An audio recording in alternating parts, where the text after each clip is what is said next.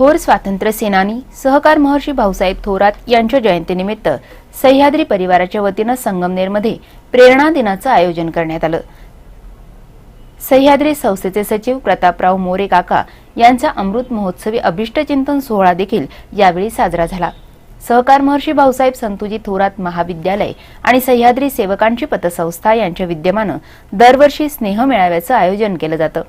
या कार्यक्रमाला संस्थेचे अध्यक्ष आमदार डॉ. सुधीर तांबे, संचालिका दुर्गा तांबे, संस्थेचे सचिव प्रतापराव मोरे, पुण्यातील इनोव्हेशन ट्रेनिंगचे संचालक गणेश शिंदे, खजिनदार लक्ष्मणराव कुटे, रजिस्ट्रार बाबूराव गवांदे, बाजार समितीचे सभापती अनिलराव देशमुख, बीके शिंदे यांसह मान्यवर उपस्थित होते।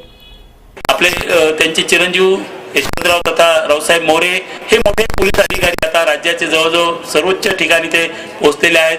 त्यांचे बाबासाहेब मोरे हे देखील इंजिनियर होते। तर असं एक मोरे घराण्याच्या परंपरा, त्यांच्या सर्कसचा इतिहास आपल्याला माहिती की संपूर्ण जगामध्ये ती सर्कस मोरे सर्कस गेलेली होती। असं एक कर्तबगार घराणं मोरे परिवार आणि त्या मोरे परिवाराचे आदरणीय काका हे ज्येष्ठ सदस्य आहेत। त्यांचा आज आपण या ठिकाणी अभिष्टचिंतन सोहळा केला आहे। आपल्या परिवाराला निश्चितपणाने हा एक खूप आनंदाचा क्षण आहे। शेवटी मित्रांनो, मी एकच सांगेन की एक आपण परिवार म्हणून सह्याद्री कुटुंब असं या भावनेतून आपण खऱ्या अर्थाने पुढची वाटचाल केली पाहिजे। आपल्या सर्वांचंच यामध्ये योगदान असलं पाहिजे। सहकार महर्षी स्वर्गीय भाऊसाहेब थोरात यांचा 12 जानेवारी हा प्रेरणा दिन म्हणून दरवर्षी साजरा केला जातो। संस्थेने विशेष काम करणाऱ्या शिक्षक, शिक्षकेतर कर्मचारी यांचा यावेळी गौरव केला। सह्याद्री सेवकांची पतसंस्था या पतसंस्थेचे अध्यक्ष बीके शिंदे यांनी याप्रसंगी सचिव प्रतापराव मोरे यांचा सत्कार केला। ही सगळी समाज व्यवस्था कुणाकडनं अपेक्षा व्यक्त करते तर केवळ शिक्षकाकडनं अपेक्षा व्यक्त करते। आणि मग शिक्षकाचं काय योगदान असावं? मला म्हणजे शिक्षणाविषयी अनेक व्याख्या मी ऐकल्या, पण मला कर्मवीर भाऊराव पाटलांची एक व्याख्या खूप आवडते। ते नेहमी म्हणतात की वर्गातलं शिकवलेलं विसरल्यानंतर सुद्धा पोरांच्या टाळक्यात जगण्यासाठी जे उरतं ना त्याला शिक्षण म्हणायचं असतं।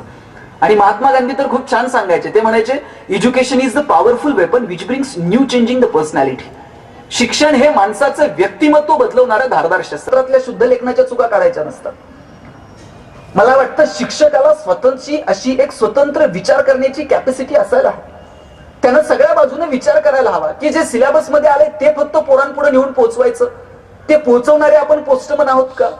सिलेबस बदलेल तेव्हा बदलेल, पण मी एक वेगळा विचार रोज माझ्या मुलांना देतोय का? याचा कोणता विचार एक शिक्षक म्हणून आज आम्ही सगळ्यांनी केलाय? मला वाटतं याचा विचार करा। 7वीला होतो मी, स्कॉलरशिपला गणित असायचं आम्हाला।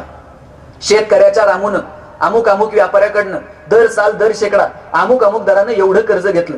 4 वर्षानंतर शेतकऱ्याचा रामू व्यापाऱ्याला किती मुद्दल किती पैसे परतफेड करेल। असलीच गणित आज पण आहेत।